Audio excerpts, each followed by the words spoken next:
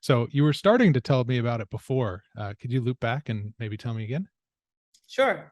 So the Mitsubishi Mirage was probably the first car that I bought for myself when I was in college. It was red, and I think at the time, spinners were a big thing back then. Nice. Yeah. Um, and as a college kid, I couldn't afford spinners. So I went over to Pep Boys and I got these spinning red hubcaps, where it was like silver on the outside and red on the interior. So when I would drive, the red would kind of spin. Um, so I did that, and then a lot of Yeah, it was, that's sick. yeah, like a lot of it was mainly aesthetic. And then, I added a sound system. And it was really cool because it was, the bass was really strong. Back window was vibrating. It wasn't like the obnoxious vibrating, but it was like a nice solid bass.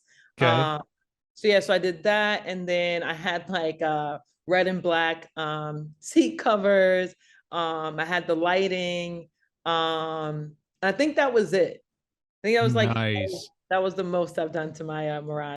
And did you learn as you went or follow online stuff? Did you install the sound system yourself or get it No, done?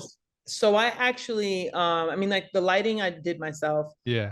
seat covers, the hubcaps did myself. I didn't really get into, and even with my EV, I really didn't get into making any like major changes to the car until I got my Tesla.